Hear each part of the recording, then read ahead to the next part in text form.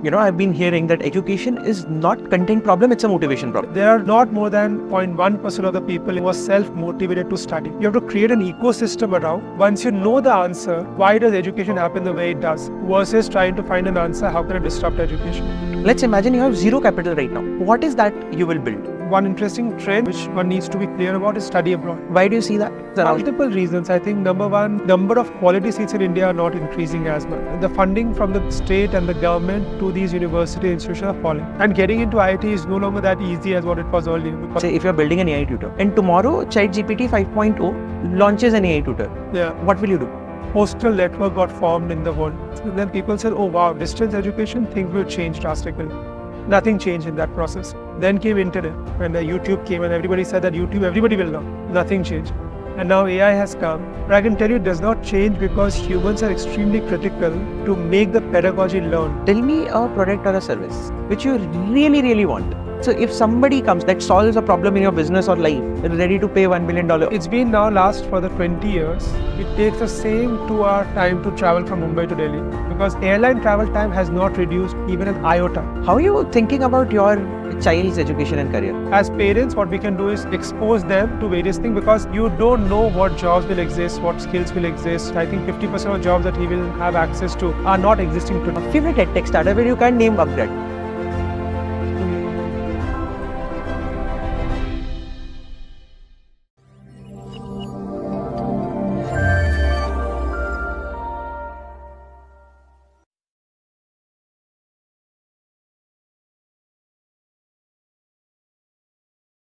You don't like to call yourself an edtech company.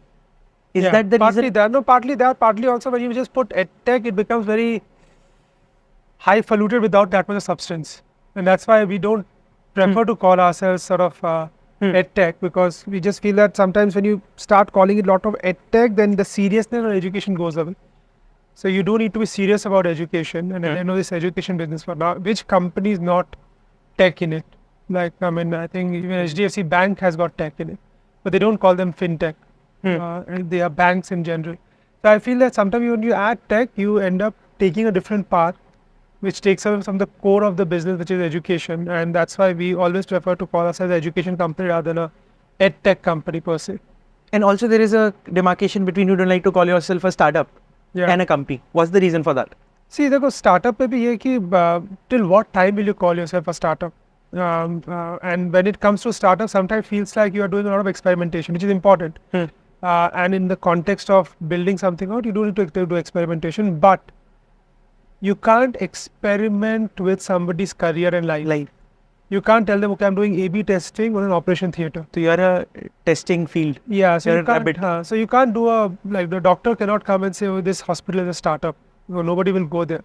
And therefore in education, you need that seriousness that should come in, and therefore just calling it startup sometimes take away the seriousness. And the second thing is, till what time are you a startup? From the time you have figured out a business model and your unit economics or whatever, maybe the product market fit, you are not a startup any longer. Startups are there to sort of constantly evaluate and get to a product market fit the fastest. जब वो समझ में आ गया कि this is a PM fit, then you don't need to call yourself startup again and again. I know there's a lot of glamour around startups, but you have to also grow up and let the space be getting emptied for somebody else to take up the space of being a startup. So I think that those are a couple of reasons why we tend not to call ourselves startup. Interesting. So let's play a game. Let's play a case study. Situational.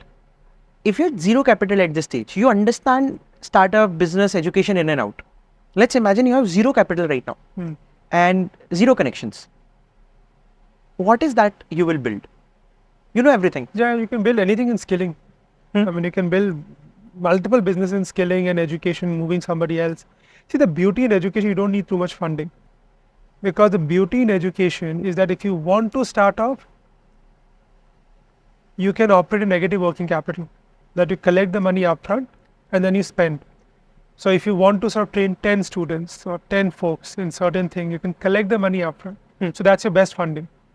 And then you pay the teachers or pay the faculty or pay somebody in the process. I feel today, if you're asking me specifically the business idea, there are multiple business idea in education, but education is one such field that anybody and everybody can enter anytime. And that's why you will find education as being a very fragmented industry. You will have a Jaipur mein teacher doing JEE coaching. You will have a big center in Jaipur doing JEE coaching. You will have a bigger center in Kota doing JEE coaching. So you will have the entire spectrum. Because कोई भी आके कर सकता है. ऐसा नहीं कि आपको फंडिंग चाहिए और आपको कुछ टेक बनाना है, आपको कुछ करना है. You can build an education business very quickly.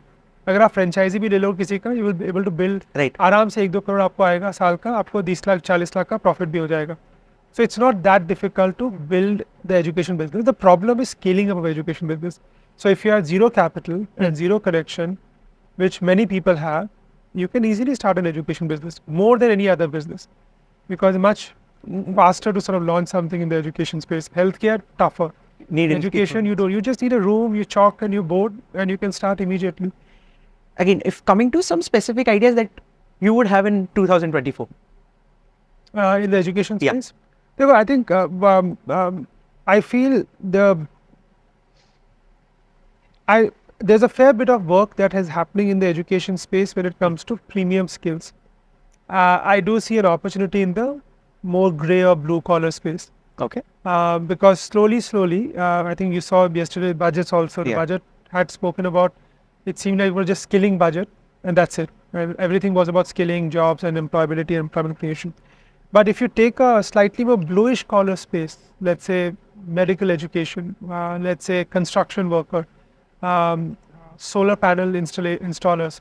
If you take the 3 area of green, care and digital we talk a lot, but green and care we don't talk enough. But a platform which will train the future talent in the green space, solar, EV, etc. and talent in the care space, old age home, nursing, etc., so on and so forth. I think there's an opportunity for one to build something out in the skilling space there, number one. Number two, I feel there's a interesting play that one can build today, given the fact that LLMs and everything is there, to create a strong AI first tutor or AI tutor. There's a race for AI tutor going on across the world. Everybody wants to build an AI tutor. But if you take one use case and if you can build a strong AI tutor, maybe it's for JEE, maybe it's for NEET, maybe it's for class 12th examination, maybe it's for some kind of skilling, etc., or even sort of early stage, that AI tutor could be an interesting sort of option for one to build, because there's a lot of chatter and people have not yet figured out what kind of business model will emerge out of sort of this particular sort of ecosystem. And I believe that outside of that, there are tremendous amount of opportunity. Even today, if you open up a school, you can build a large business there. If you open up a nice chain of preschool, there's a large business that one can build out. So I think education as a sector will always have those opportunities. I personally believe that the blue collar space, the AI first, the brick and mortar institutions are interesting model where a lot of entrepreneurs have not yet ventured out. People focus on building communities or building some sort of group thing, a project work. Those things are tough to scale in the long run. So when you say AI, right, you're reading the Salman Khan book, and there is also a fear that, you know, कि जिस दिन ChatGPT 4.0 launch हुआ था, उन्होंने सलमान खान के साथ एक video बनाई थी जिसमें, you know, he was teaching his kid some concepts of geometry. Same day, Duolingo lost $340 million in the market cap. If you're building something like this, right, say if you're building an AI tutor, and tomorrow ChatGPT 5.0 launches an AI tutor, what will you do? There are a couple of points. I think one should not run away from building something out because somebody else can build it out also. Somebody else like GPT, like OpenAI. Yeah, for that matter, Google is now struggling for product market fit. If you look at the way Google is sort of moving because of AI, there's a lot of things are changing. So nobody said that I will not do better search than Google, because everybody said Google can do search better. But now Perplexity is coming out, now ChatGPT is coming out. People are going with these platforms to get answers. So I don't think you should run away from that, number one. Number two, specifically to that day when the GPT 4.0 sort of came in, even to teach Salman, to teach his son, or I think whatever the kid who was teaching, Salman Khan had to sit next to him. He still had to hold that attention, take them through the journey. So I personally believe that while the AI tutor is there, but in some way, if the AI tutor enhances the human capability, it is a much better thing to do than just being an AI tutor for conversation. You can't remove human out of the equation. I don't think you can take out human out of the equation at all. It's not possible to do that easily, because see how do I put it this way? So education may, till you slap somebody, till you push somebody, till you motivate somebody, you cannot learn education on your own. If you think of the history of education, to me, one of the biggest innovations was printing press. After that, not too many innovations happened. But long time back, let's go back to history and check the history itself, right? So first, we got postal network got formed in the world. So now the book from one university can come to any place else. And then people said, oh wow, distance education, things will change drastically. Now everybody can learn and everybody can sort of figure it out. It's going to be game changer. Nothing changed in that process. Then came radios. So people can listen to Boston lecture by sitting in New York. And people said, oh wow, the institutions are there. I can learn, teach everybody in New York via these lectures because everybody can listen to everything. Nothing changed after that. Then you got television. Now they said, no, you can't listen. You can also see, right? And you can listen to that and hear it out and observe and then figure it out. They can write on chalkboard.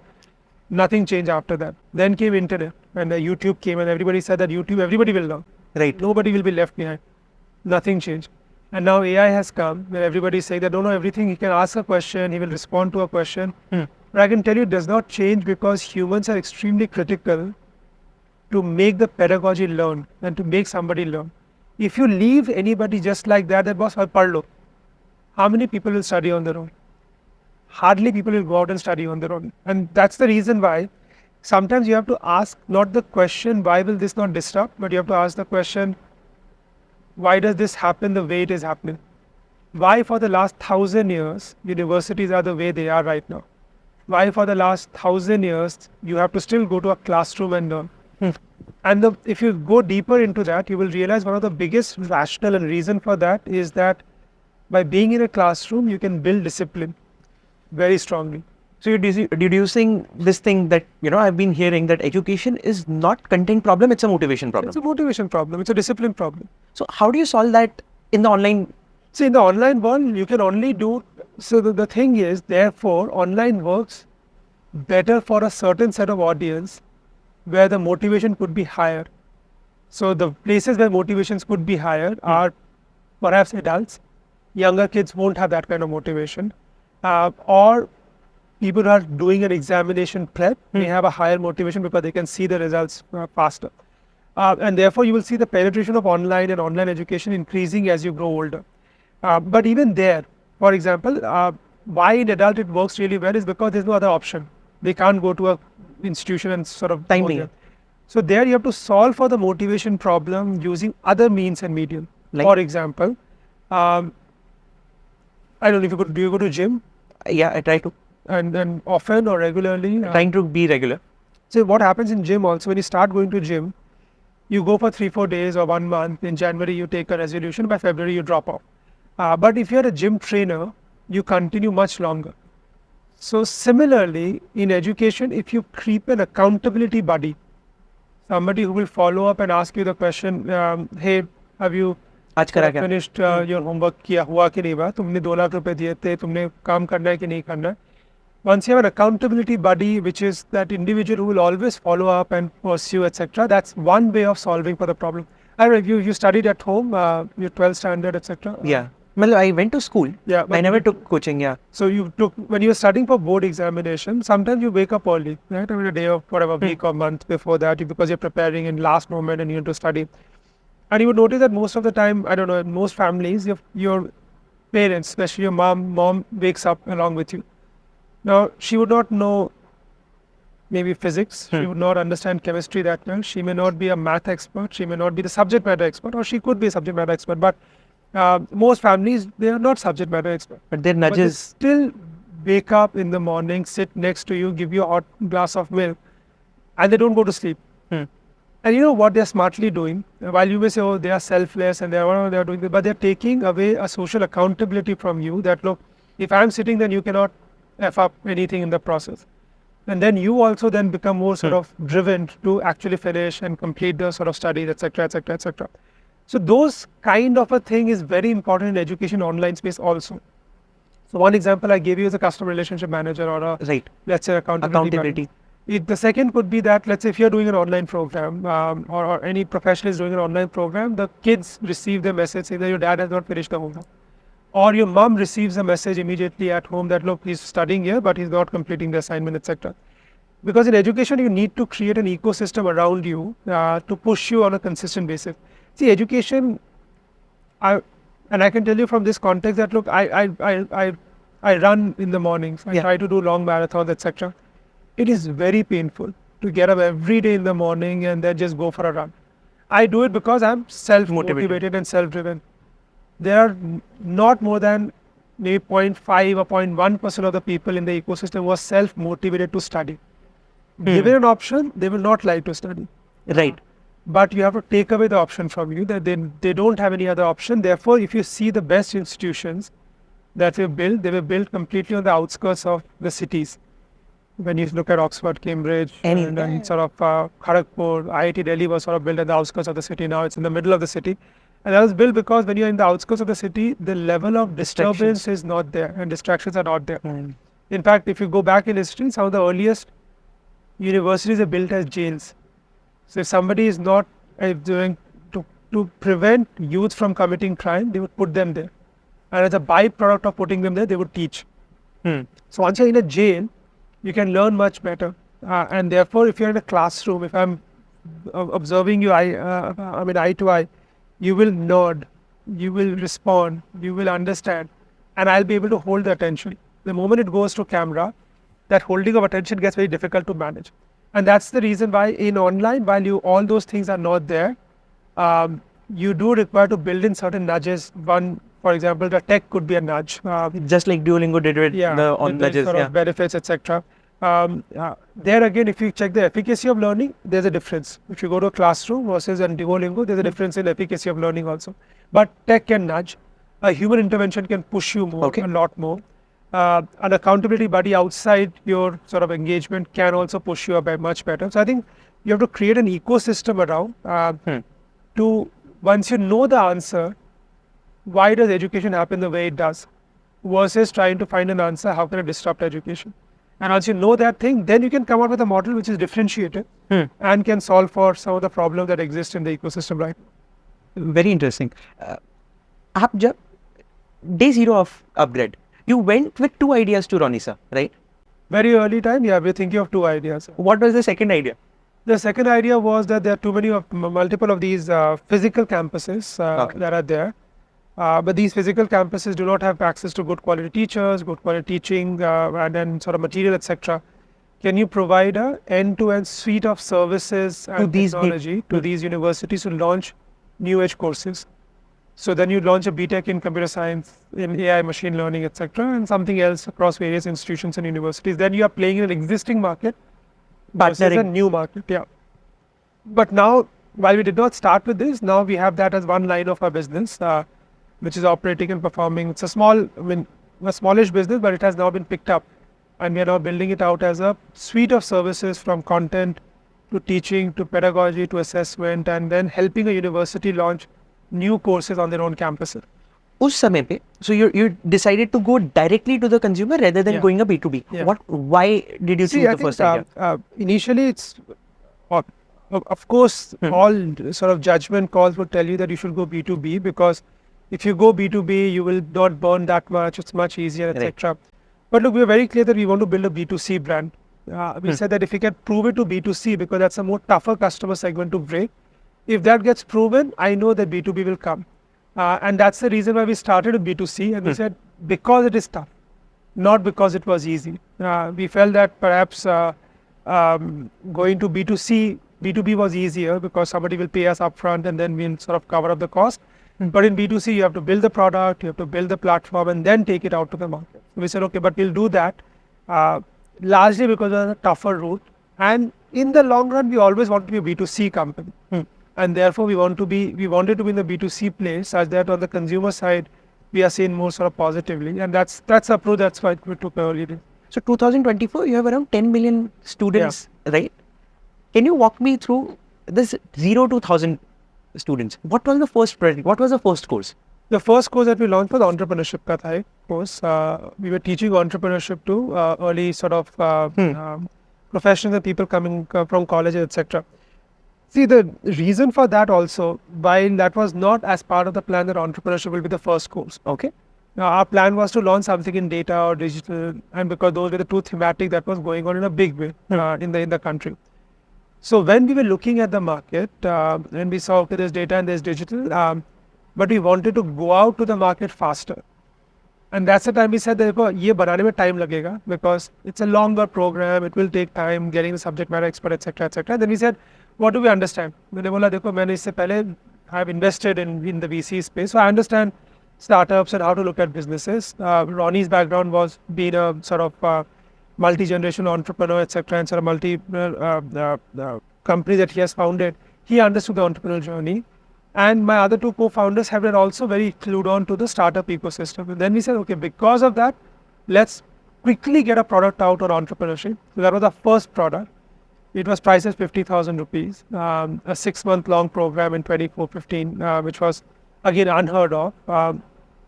And we launched the program, and initially we did not spend anything on marketing. The only thing that we used to do was go to campuses and organize talks, and we'll get people in and around to come and sort of attend the talk.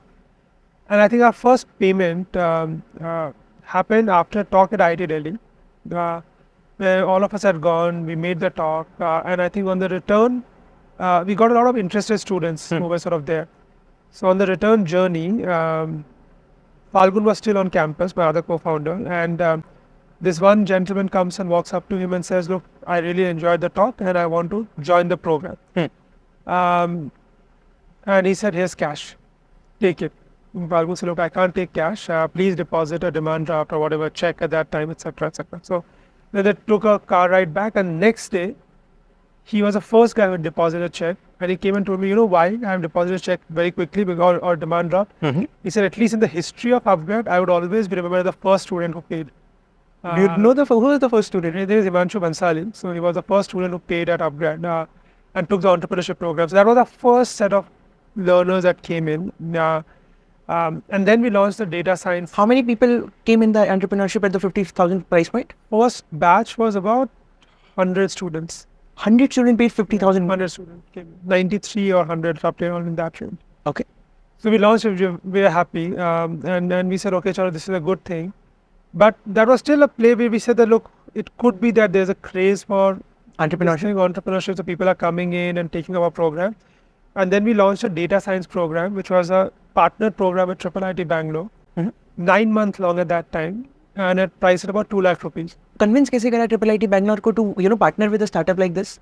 It was tough. I think it was more the conversation multiple times. So I did not know IIT Bangalore. Okay. I did not know much about in the university ecosystem. It was reaching out to multiple universities. इनमें से 10 लोगों ने meeting भी. 10 meeting में से 4 or 5 were very interested. They said, okay, there's an interest that we can do something. Most places, commercial पे बात अटक जा रही थी because we were new and we could not do it. And I think IIT Bangalore agreed that saying they were very innovative in their thought process. They said, कि चलो करके देखते हैं क्या होता है. And I think it was, look, you could say that you had planned out a lot, but in reality, when you're doing it, you are just going with the flow. In hindsight, I can call it strategic, that I thought this and that, etc. But when you're doing it, it is very tactical, and you're just doing it in the context of, I'm meeting the university, I'm talking to the university. And that's the time the university said, look, let's take the plunge and let's start doing it. And that program, while it was at 2 lakh rupees, 9 months, and everybody said, you are foolish, because nobody launches a program in online space for 9 months. उस 2 लाख में से university को कितना जाता था? मतलब what was the partnership? There was a commercial. We would take a larger chunk and then the university would take a smaller chunk. But the problem that we faced was that, look, why would anybody pay us 2 lakh rupees for online? For online, number one.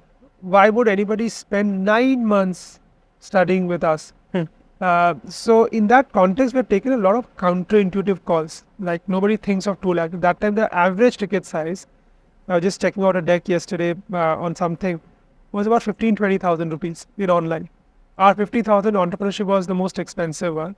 And our 2 lakh program was perhaps the most expensive one. We did not have any benchmark. So we launched the business and we said we'll get 100 students. Because we got 100 in entrepreneurship, so we said maybe 100 is good enough, and if we get 50 also is good enough. It's like a decent 50 as 1 crore revenue. Consider to वो 50,000 का था, ये 2 लाख का था. ये 2 lakh का था. We filled up 100 very quickly. Within the next sort of 15 or 20 days, we filled up the next 100. We got to 200. Marketing कैसे कर रहे थे? How are you reaching out to students? Because this was a new course. Yeah, Online? it was largely some online and little bit emailers. That's Okay. it. Early days, I think that time. That time, I think digital marketing was not that sort of big as well, but it was big enough. And then we said we should shut it. We said, okay, we'll just keep the window open for another 7 days or 14 days, whatever comes up. We ended the first batch with about 300 students. And 300 students paying us 2 lakh rupees, a 6 crore revenue. 6 crore that time was a $1 million of revenue. We were like, that's the time we realized कि कुछ तो अलग है. There's some product market fit that has come in, and that's the time we said, okay, there's something that we are doing right. Okay. And now we need to replicate and build this out in the right manner. So that was an early sort of break. And sometimes, while today I can say a lot of things that we looked at data science, we looked at everything else, but there's a fair bit of play of understanding the consumer and understanding what actually sticks with them. Okay. There's no science behind it. Okay, this program, this, but it's a more art form that, look, this particular idea will work. As an artist, if you're going out, you will not know if I color it in yellow and blue and green, it will sell more. But you believe that this is what will stick with the end sort of consumer. What was the belief back then with data science? Our belief was that data science is a growing product, and you cannot teach anybody data science in 2 months or 3 months. It will take a longer. You need a long-term sort of commitment, and that's why we started with that thought process, and it clicked with people. People realized, but I can't learn data science just like that. I can't learn data science on YouTube. I can't learn data science by reading 5 books.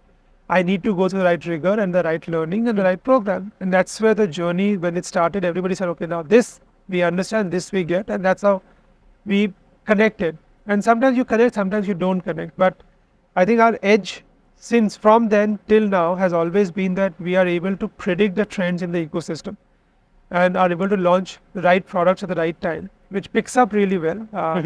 And that again comes in a lot more because you are interacting closely with the consumer on an ongoing basis. So there are 2 or 3 things. One is the trend. Number 2 is the entrepreneurship. So education में what you need to do is to provide outcomes. बच्चा आ रहा है job लेने के लिए, अगर आप उसको जॉब दे दोगे तो you will be successful, It's easier said than done. देखो, अगर if you come from this perspective, right, then recruitment companies should be much bigger. So there are a lot of recruitment companies here that are running large mandates, like recruit 500 students for ICICI Bank. In some way, they are offering jobs, but those companies have not become very big either. Okay. So outcomes, देखिए, अगर आप outcome पे play कर रहे हो, the only way you can play on outcome is if you can keep an entry criteria. And you have to keep a very strict entry criteria. So quality, the input is high. So घोड़े आएंगे और घोड़ी निकाल देंगे. So then you are not making a change. You are not making a difference to that individual sort of life and journey. Therefore, you cannot be selective, but you have to be eliminative in the process. That I will take in people at least bare minimum this much that they will understand. Now, in that context, you can never build a 100% placement platform. अगर आप जैसे बनाओगे वैसे ही आपने बोल दिया है कि I have moved my business model from tuition to endowment or to alumni, because you will not be able to generate that kind of sort of cash to build this out in the long run. And therefore, while outcomes are very important, but you need to know what outcomes. Okay. Jobs are not the only outcome. Some people want just promotion. Some people just want a shift in function. Some people just want to look good in front of a lot of other people. So we call in our outcome, we look at transition, we look at career acceleration, we look at professional confidence. All 3 are equally important for us as an outcome parameter. And therefore, that's where I feel that sometimes when people say, okay, outcomes are super critical, but one needs to know what outcome. And therefore work around for those outcomes versus perhaps thinking of a ubiquitous world that anybody coming to the program will find a job. Because that is not going to happen. And that's, even the consumers know that. Because if job was the big thing, then you will have much bigger platforms available on the other side, which is not the case. जो entrepreneurship का course था उस वक्त क्या outcome से उस course के लिए, because the direct outcome that we see is you start a business out of this 50,000 I rupee think course. we were very clear that our outcome is not about starting a business. We Okay. said the outcome is, because that was an entrepreneurship course, we said the outcome could be twofold. Yes, I convince you to launch the business and therefore it's a yes, or I've convinced you it's a no for you. That you cannot launch a business because of A, B, C, D reasons. I think our outcome there was just clarity. It was the clarity of the journey, whether you will move on one side or the other side. Because a lot of people said, look, if you run this program, if 5 people get a seed funding. I said, look, if 5 people will get a seed funding, they will not come to me. They are not coming. The best people are not coming to me. They are coming people who need help. And therefore, I will take them to a certain level and provide them the clarity that, look, is entrepreneurship for them or is entrepreneurship not for them? As long as I'm able to provide that clarity, I've done my job. How will you provide that clarity? I think as part of the program, there are a lot of questions, a lot of assignments, a lot of homework, and then people will discuss with each other. There's a fair bit of mentoring session. You will discuss with a CA, you will discuss with some industry mentors, etc. I think the entire ecosystem was provided where people can bounce off ideas, bounce off thoughts, do a self-introspection, figure out whether it's for them or not. And that's where the entrepreneurship started. But then over a period of time, we haven't continued with the entrepreneurship program. Why? See, I think we realized that the entrepreneurship program, it's a very fragmented set of people that come Okay. with very different backgrounds. So we said, okay, we just want to focus on some set of people who are coming in with similar background and similar kind of teaching pedagogy, etc. And that's why we went on to the play of sort of data science and digital marketing into more hard skills. So you mentioned launching a product at the right time is very, very important based on the trend, right? That's how you got the data science PMF, right? Yeah.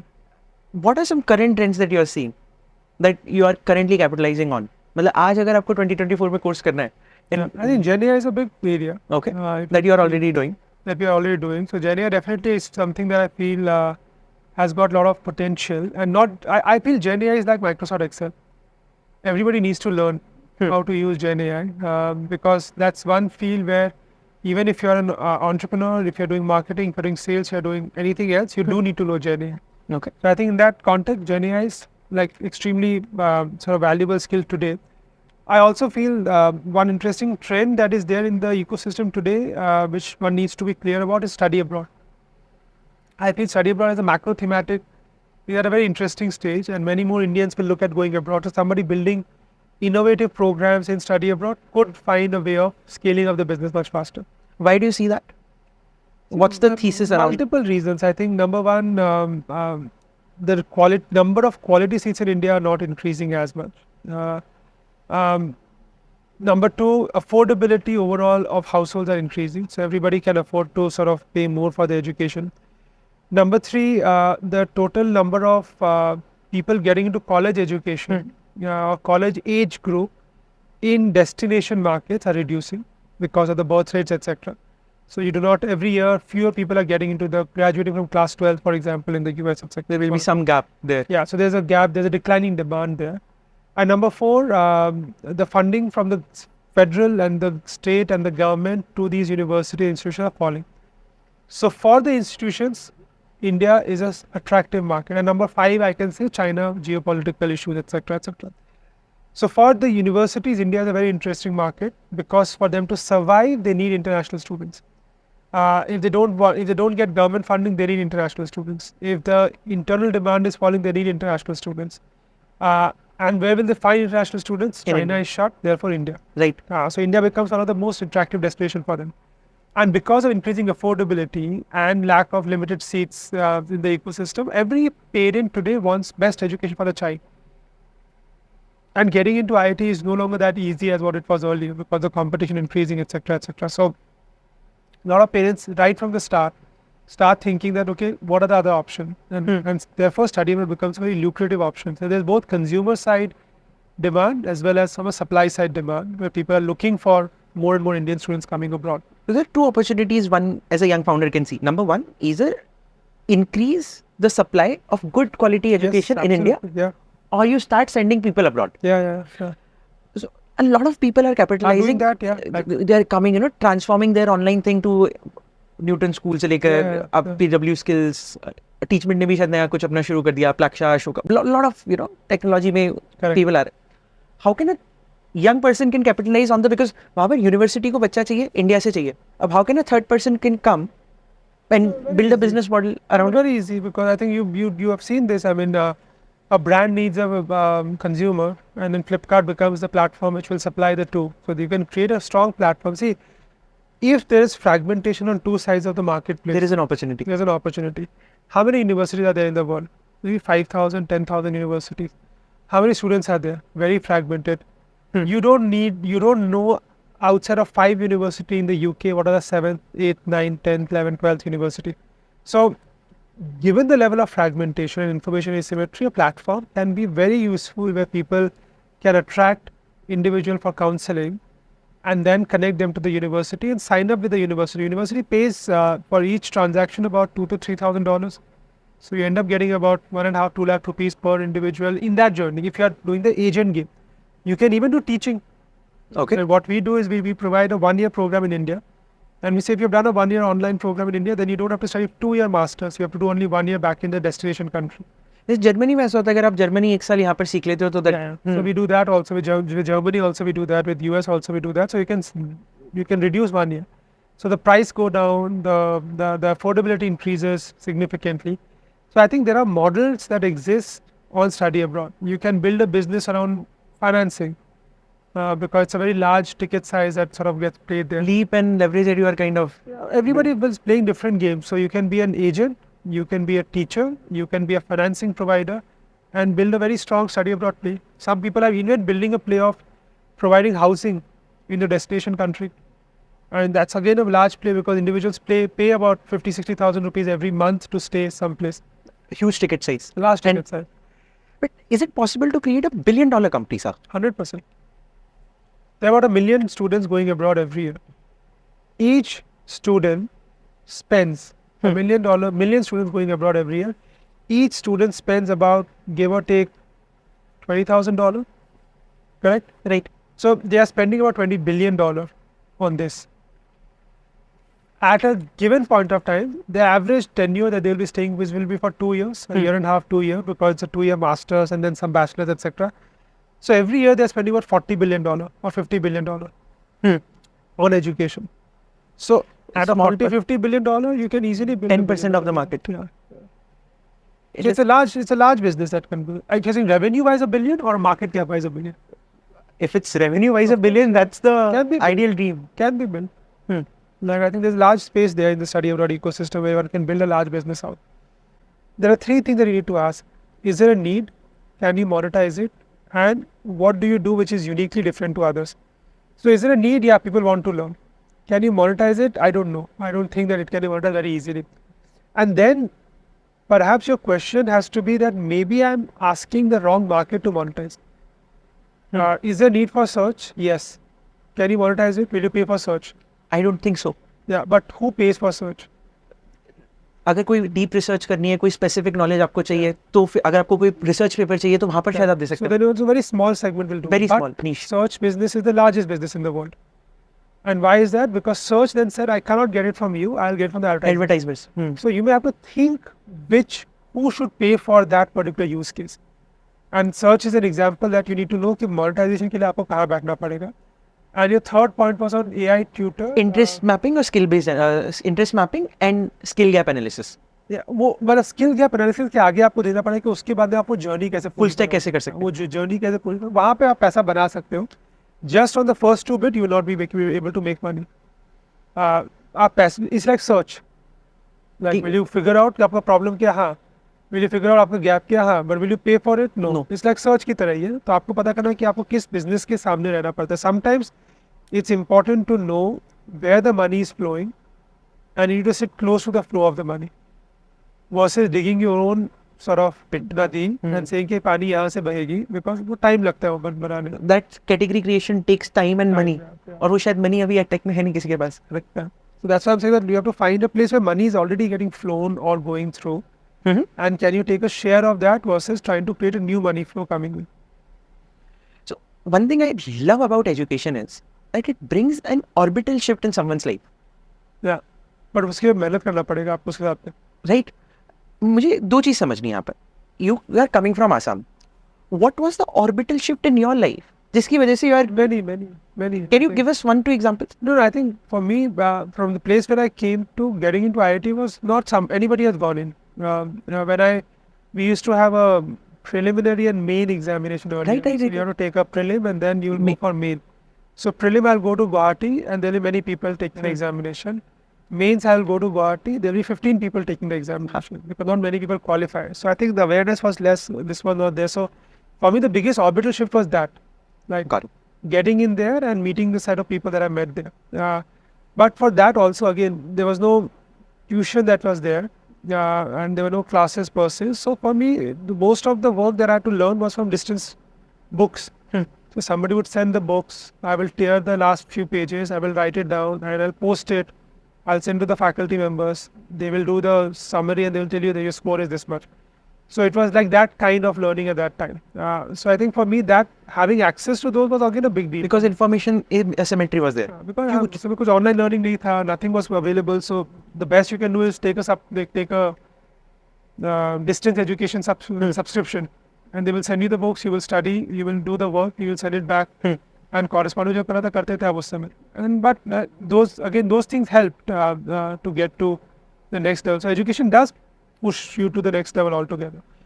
How can we do that? At scale. At scale.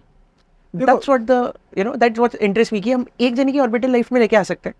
बहुत सारी छोटी-छोटी चीज होती है लेकिन scale पे कैसे कर सकते हैं? You can. I think you have to break down education into these chunks as to what will it take for one to get to scale. So if I give a very simple example, you want to learn from, let's say, Peter Drucker, who's a big professor, Yes. right? But you can't learn today because Peter Drucker is not available. So what Peter Drucker did was he wrote a book. Then he said, look, I can't teach everybody and there will be multiple institutions which will take this book. And there will be a good professor there who will now teach Peter Drucker teaching as per his understanding to the next level. Hub and spoke model. उसके नीचे में थोड़े teaching associates बैठे होंगे जो कि तुम्हें support करेंगे for following up and are you getting it and Q&A etc etc etc. So if you look at the entire model of that, there's a one source of knowledge which is getting distributed, which is called colleges. Colleges can get teaching associates and faculty members and the hierarchy sitting there. So you have to find ways of what are the parts of this thing that you can automate. So content, for example, you can automate, but you have to provide the right hand-holding to be able to disseminate that information to the large number of people. The one critical thing to do here is how do you hold the attention of the person for a longer period of time for that person to have an orbital shift. Because it's not Netflix and chill. You can't just sit down and enjoy. बिना दिमाग लगाए अब देख रहे हो. तो वो करने के लिए ह्यूमन इंटरवेंशन चाहिए होता है. कुछ जगह पे तो आपको वही देखना है कि क्या जगह पे ह्यूमन इंटरवेंशन है, आप कैसे उसको टेक यूज करके ऑटोमेट कर सकते हैं. That's the best way that you can recreate that orbital shift experience for multiple large scale of people, which is what we're trying to do at upGrad, which is what most of the companies try to do at their own sort of platforms, etc. Interesting. So this is last a couple of questions which I really want to understand is that अगर किसी company को grow करना होता है, आपने जैसे 0 to 1 की बात करी थी, वो 2 कोर्सेज, वैसे एक पॉइंट पे अपग्रेड ने बहुत सारे एक्विजिशंस करे थे. एक तरह का ग्रोथ आपने देखा जहां पर we can acquire a lot of companies. I want to understand that mindset of growing through acquisition because nobody has spoken about it because there are very less companies जिन्होंने इतने सारे acquisitions करे और successful अच्छे acquisitions करे. Yeah, like from the outside, there's a lot of work to be done when the acquisition happened. The reason for doing that acquisition that time was that it was a period of time when COVID had happened and many businesses were on the verge of shutting down. Which was a good thing for wherein the pricing of the businesses was much amenable for us to look at and get them on board. So it was more opportunistic along with being strategic. The strategic was that education is a very large field. You can't do everything on your own. And therefore you need to break it down. So there will be one large company just doing data. There will be one large company doing just digital marketing. One company doing just healthcare. One company doing only sales. Because there are pockets in which businesses get built. So I think M&A is a natural choice in education sector. I think for us, that's a strategic thought process that you will take an approach towards M&A. Why? Because you can establish a presence much better via sort of M&A versus doing it organically. But the tactical one was we were able to get that at the right cost, at the right price, which is a game that we played at that time, which allowed us to get access to some interesting companies interesting products, which allowed us to venture into areas which we could not have otherwise ventured on our own. And when you say कि acquisition करने के बाद भी बहुत सारा काम करना होता है. So what बहुत were your सारा. personal learnings and how were you able to manage so many acquisitions? And I want to have a understanding and sneak peek into that. I mean, I think a lot of work on M&A, etc. Ronnie was sort of only driving it, but I'll tell you the 3 or 4 big ticket problem that comes in. One is that when we acquire, we don't want the founders to leave. Because otherwise they will lose the... Yeah, because I mean, their energy drives the business, so therefore we need the founders in the system.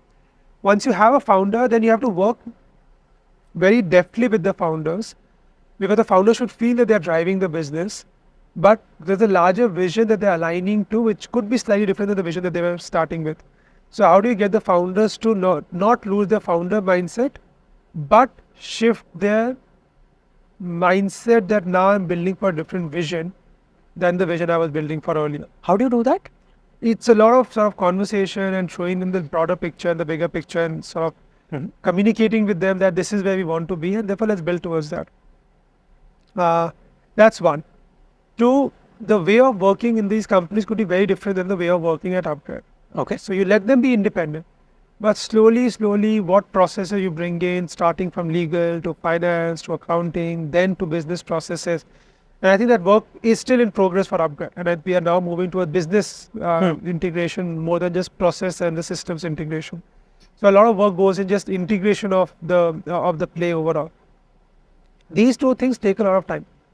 First, founder motivation of holding them on, and then the team integration, which is the place where if you at a upGrad doing something and one of the company that you acquired is doing something else, then like do you have the person who's at upGrad the main person, or the company that we acquired as the better main person there? So a lot of dynamics has to be played out, but it's therefore not a overnight story. It takes time. So it's been for last 2-3 years we've been doing that. I think now all the businesses are coming together, and it takes up a kind of time and effort to get things done properly. Interesting. See, abhi education tech में, although you don't like to call yourself edtech and stuff, but इस field में, because of the recent incident, Byju's, drawing, what was your, आपने जब when you saw all these headings, right? What happened to your mind? What were some realizations? What were some learnings from these incidents? See, I think for as well as I can say, like it did hurt to see that sometimes when you're building business, you end to lose the focus overall. But we're lucky that at upGrad we always continue to be focused on providing outcomes to our learners. But here my bigger learning was that number one, I think there was too much capital trying to chase a very different market. The expectation of the market was very different, and I think we had put in a lot of capital in the business, in the system. So when you have one company raising $5 billion or one company raising about $800 million or $1 billion, etc. With that much capital, what will you do? And therefore you end up taking some bad calls. And that's one of the big problems that the sector went through, that the sector did not need that much capital and more capital was put in. I think the second thing that I feel was that it was more focus was going into sales and marketing and distribution rather than actually on the product, teaching and outcomes. And then that's where a lot of time things got missed out, that there was not that much of teaching happening, but more marketing, sales, etc. Then that led to a lot of companies collapsing, because you were just getting people and getting sales who were doing sales but a very different cost structure. And I think in some of the larger companies, there was a fundamental business model error or business model problem. Which was? Like in many cases, you were charging all upfront. Those guys were on loans. Right. And the loans had to FLDG, default guarantee, which the company themselves was bearing. So in some way, you had taken the money, but you had to refund the money if the person asked for a refund. Never looked at it that way. And then per person, you had to, the sales cost was very high. So irrespective whatever that you do, you will only make money if the person does not ask for a refund. Like 99% of the people don't ask for a refund. Or whatever, like 10% people. But people ask for a refund in this context. So there was that issue. There was the issue that the sales cost was very high. And then there was a bigger issue that the outcome was not there, therefore renewals were not there. Stickiness. If renewals are not there, we saw this in the context of early days of EduComp also. When stickiness was not there, renewals was not there, The business went through sort of some tough times. Right. And the same thing has happened here as well. I think one was too much money flowing in. Second was the business model as a failure, and too much working on sales and marketing and not on product and learning and outcomes. Budget पे जो आपका, have you done your personal analysis of budget? Yeah, 100%. What is good and what is bad? And This budget? Yeah. Look, the good part is the budget felt like it was written for upGrad. Really? Because there was so much of context of skilling and sort of jobs and Did you have a chance to meet ma'am before? About before the election, Okay. just a couple of weeks before the election, we had went and presented what we felt one could do. I think there are multiple good things that have come out. A very strong push on job creation, and this thing I know it's going to be a Herculean task to execute. The first timer, the manufacturing, and the employer benefit. But what they're aiming for, they're saying that it will impact. I don't know what about 20 lakh or 230 lakh people, youth will be coming into jobs, or about 20 lakh coming from this 1 crore plus internship In Fortune 500 companies. Yeah, top 500. Top 500 companies. companies. I know there's a question mark of 4,000 is there or not, Yeah. but look, a Maruti need not have everybody on their payroll. A Maruti can still manage that by working with their all distributors and suppliers to get work done. So I think government has thought about it and they'll figure it out. How to sort of get it done. Okay. But the focus push on formalization of job is a very good thing. Because now with the benefits getting into EPFO and so on and so forth, we will see that the formalization of the job, which currently maybe at about 15-20%, will increase, and lot many more people will get formalized. Will there mean new job creation or shifting of old jobs to new jobs? That is something to be seen. But I think the push on the job creation is very, very strong and very positive. The internship, you can say 4,000 per year per company is very high. But look, I think at the end of the day, you are putting in 5,000 crores. You are putting in 5,000 rupees for 1 crore internship. There's a very easy way that money can be leaked out. I can go to you as a student and say, okay, now you take 2,000 rupees, I'll take 3,000 rupees. आप 5,000 crore में से तुम 2 crore रखो, 2,000 crore रखो, मैं 3,000 crore पर रखता हूँ. And I'll get you the certificate. And that's the reason why they have chosen 500 top company. If you go below that, the chances of leakage is very high. And that's why having the top 500 company allows you to sort of have a much better practice. Is 5,000 very high for those companies? Perhaps. But then the companies need not do it themselves. They have multiple suppliers, multiple distributors. Via that, they will get it done. So then the good part is that they are saying that, okay, you don't have to spend any further money because the CSR budget can be used for funding this. And if you can use the CSR budget to fund this, the company will feel that, okay, the same money is coming back to the company in some way for getting the work done. So I think the thoughtful scheme, and there will be some sort of leakages, etc. But it will become, the government has to figure out stuff and then make it work really well.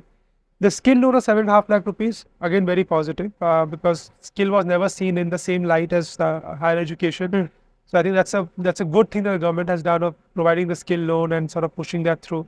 I think upskilling of women and providing the right infrastructure for women, upskilling with hostels, etc. Those are again very sort of positive moves. So I think overall, yeah, people will laugh about the capital gain taxes and they will say this and that. But look, in capital gains also you need to realize that from the statistics that I was reading, 90% of the capital gains are by people who file income tax more than 50 lakh. Which is very small. And about 60% is from people who file income tax of more than 1 crore. So in some way, it's a way of taxing people who are at the Robin Hood model of this thing, and then sort of figuring out and creating employment and opportunities for a larger set of people. So I think that the budget was quite positive. And I mean, if you have to be in India, then, and if you want to chase the growth that India is giving, I think the capital gain tax is fine. I think people have to look at it. It will have an impact, but I don't think it's such a draconian call that what people are making it out to be. I think it's a thoughtful call of figuring out how to use, provide taxes at the top end of the spectrum, because you can say, okay, no, but then for the rest of the guys, the 10% or the 40%, they'll still have to pay higher taxes. But for that, government has moved that cap from 1 lakh to 1.25 lakh. Which itself is a big number. There will be a consequence. I know your interesting anecdote on brain drain theory, but here Cayman Islands or us sabka business badega because the smarter people will move out and you know. there's enough growth in this country. I mean, the macro thesis is not the macro thesis does not change, right? I mean, tax is a cost. Got it. And that for the cost you will get some benefit, and for you to be at the place at the market where there's so much growth, I mean, you can't be that charitable all through. How are you thinking about your child's education and career? Because you run, you are in the spotlight of education, you're in the center of education. How are you thinking about, and your child is like 10 years old, right? Yeah. The entire thing. So what are some dilemmas that you're facing right now with your child's career and education? More rapid fire or more explanation question? अगर आपको लगे it's worth explaining, आप explain करो. No, for me the biggest word is exposure. Because I think I believe in the context at the age at which he is at, if he gets exposed to many things, it is going to be much beneficial for him, that he will understand a whole lot.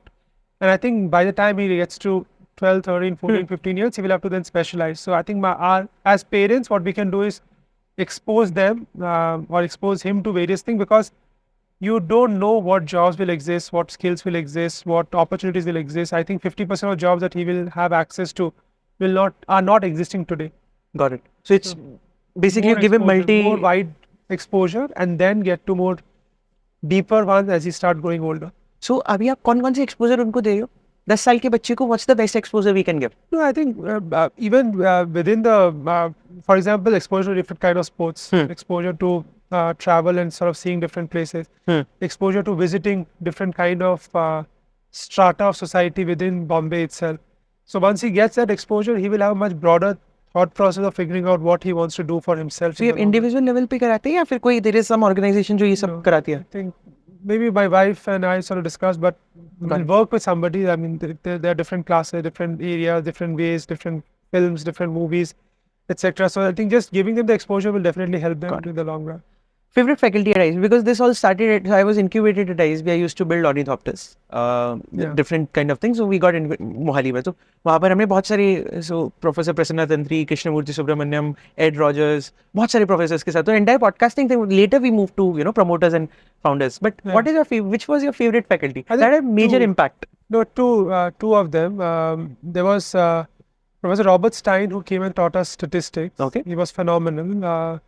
And I think Stein and Waterman came for statistics, which I really loved at that time.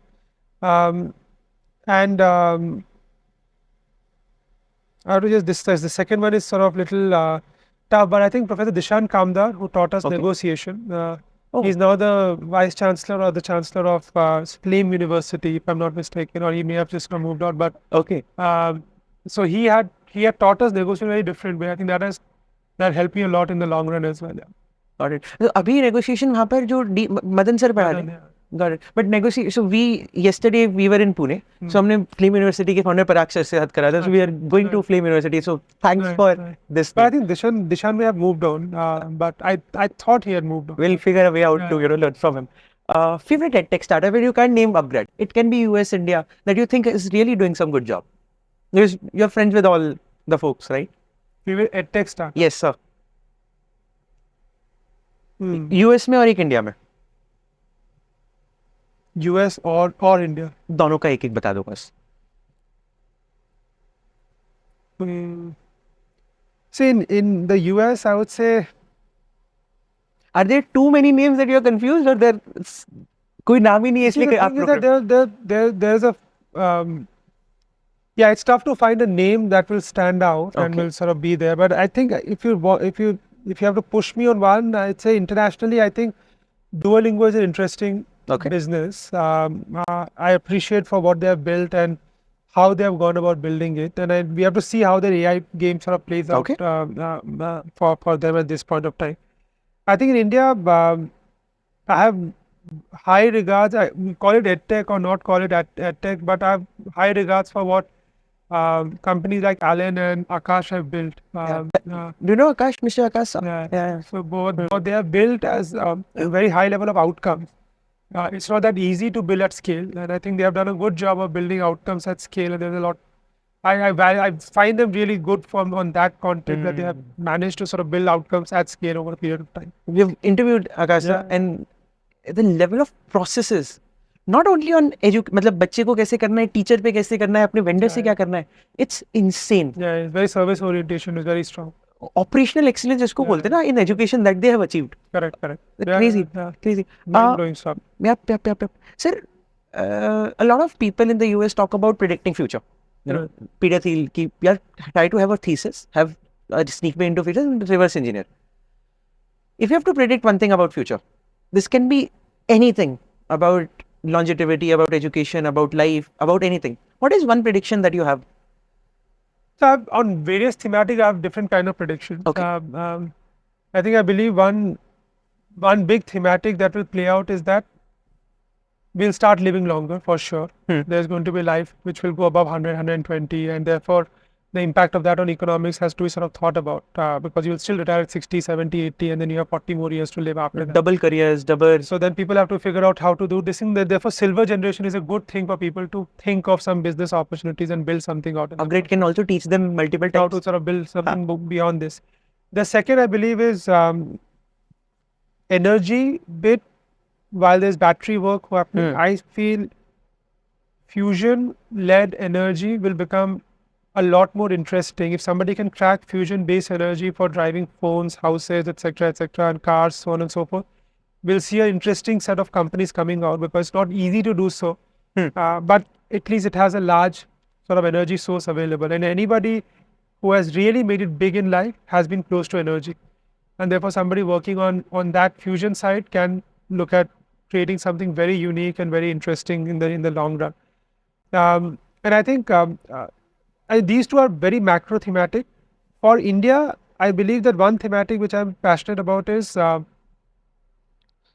with a lot of work happening in AI, like what we got in IT services about 25, 30, 40 years back, can India become the AI first talent pool for the global economy? And anything to do with things that can be outsourced to India, but using a layer of AI, if the next generation of Infosys can be built there.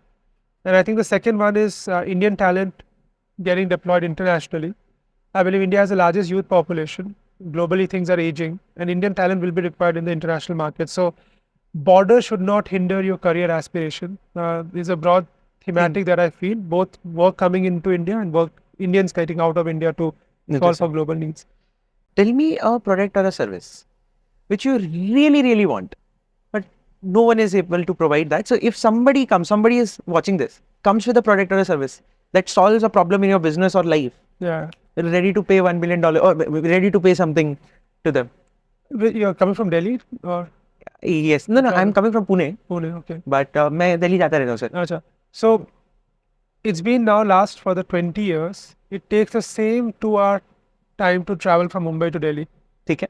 If somebody can make the airline travel and shrink 15 minutes, 20 minutes, 30 minutes or an hour, I know nobody is doing it, but somebody has to figure a way out of solving for the travel time that it takes from one city to another city, because airline travel time has not reduced even an iota since the time perhaps you had started trying. And nobody is looking at solving for that. It's a hard problem. You're giving us a very hard problem to solve. It's a hard problem, but the hard problem is where the good money is also, right? Of course. मैंने कुशल भैया से पूछा था कि what's the, मतलब मैं भैया से सर से क्या पूछूं? So he said ask him how much is his house for. Do you know Kushal? Lodha. Yeah. So I was just, मैंने ऐसे ही पूछा था, उन्होंने मस्ती में मेरे को बताया. But tell me, who are other people that lives in the World Park? क्योंकि अभी recently interesting thing that I observed, Bangalore में जितने भी स्टार्टअप फाउंडर्स है ना, फ्लिपकार्ट, फोन पे, वो एक आदर फार्म रिट्रीट, तो यहाँ के बॉम्बे के फाउंडर्स कहाँ रहते हैं sir? All across. There's nobody living in the same society or the same area. They are just living all across. So I thought कि यहाँ पर भी बहुत सारे फाउंडर्स वर्ल्ड टावर में. No. Interesting. There are a couple, but not a. Who all are there? I think from the new age startup founder community, there's Deepak Jain who runs Flexi Loans. Incred, Bhupinder sir. So I think these 3 people are there, so living right now. Got it. They say कि you're the sum of 5 people that you surround yourself with, right? आपके जिंदगी में were some people that had major influence on you?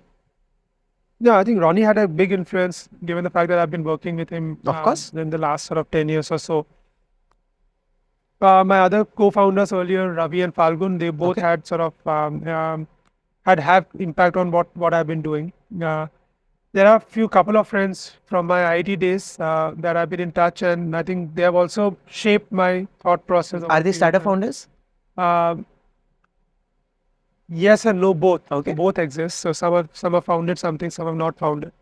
And I think there are a couple of people that I've met since I moved to Bombay at an ISB in Bombay, who has sort of pushed me in my thinking process. I think so if you have to take from the work life, I think my co-founders Got at it. upGrad, just before this, my previous sort of reporting manager, my boss that I used to work at Parthenon had an important, good input on, because that was my early job where he added a lot. Before that at Tata's, there was another boss of mine who pushed me and got me to see what hard work really means. And I thought he taught me really what hard work and implication of that. I think I've been lucky to have bosses and colleagues who have sort of egged me on. But outside of that, both from IIT as well as ISB, and then in Bombay social circles, I have a close knit of 4 or 5 people that I would rely on sort of seeking judgment and advice, etc. Interesting. What's the most sold course on upgrade? This is rapid fire. Data science Okay. and AI. Tell me about a point जहाँ पर आपको लगा कि यार upgrade नहीं करना, छोड़ देना है. Never. The hardest point. You know, Never. there are ups and downs in the journey. There are ups and downs, but never the idea of abhi upgrade nahi karna. And I was telling somebody that in the last, now it's been about 9.5, close to getting to 10 years, I've not missed a single day where I've just said, I don't feel like going to office. I've not come to office a single day where I felt I don't want to come to office. Yeah, if I'm very sick, if I'm down with Then. COVID or something, I may not. But What's on your bucket list that you really, really want to do but not getting time for?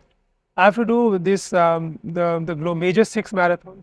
Okay. So which is essentially there are 6 marathons in the world that you have done. So you have the Grand Slams. So I have to do that for sure. I have to do The Ironman also? not the Ironman, but I need to do the 7-continent marathon also, including Antarctica at some time.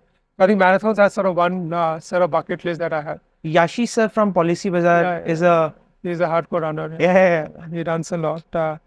Then I do have that other bucket list of hopefully getting to watch India beat Australia at the Border Gavaskar Trophy at some time. But I think sports is another big passion of mine. So I think watching some big sporting events when I get time is definitely on cards. Sorry. And are you a foodie?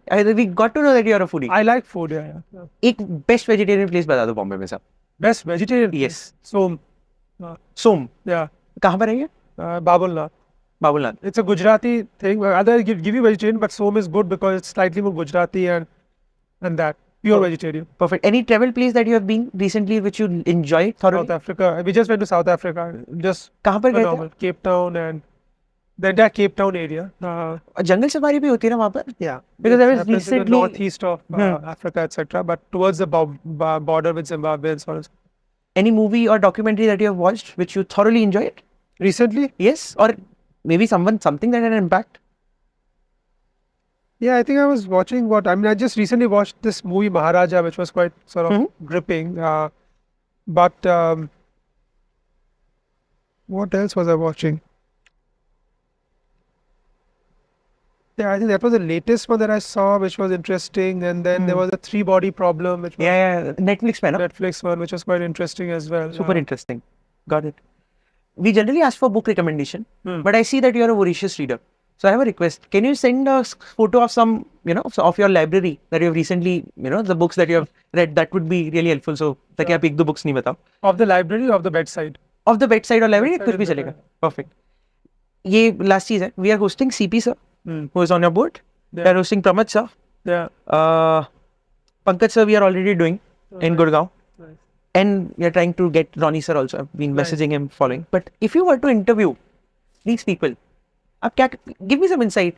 आप 22 साल के हो, आप इनको interview कर रहे हो, you want to learn from them individually for each one question. If possible. And you can take your time thinking. See, I'll tell you what, I think with Ronnie, one of the things that you should definitely try to get an answer to is that how does he prioritize things? Okay. I think he's very good at prioritizing things and he's very good at getting things off the table. And this I learned from someplace that you get the maximum stress if you delay decision making. If you hold something in your back of the mind, you get stress from that. If somebody's quick and taking decisions, I think Ronnie is very good with that. Okay. And you should get a better sense of that with him. I think with CP definitely would be good to understand that, look, how do we manage a large workforce with a constantly changing skill sets internationally. I think at Tech Mahindra, they have done a phenomenal job of sort of managing a large number of people, but you don't know whether they'll be needed tomorrow, day after or not. And the constant skilling, constant reskilling, holding them up accountable, etc. in the process has been just a completely mind sort of blowing thing. What the third one that you said? Pramod sir.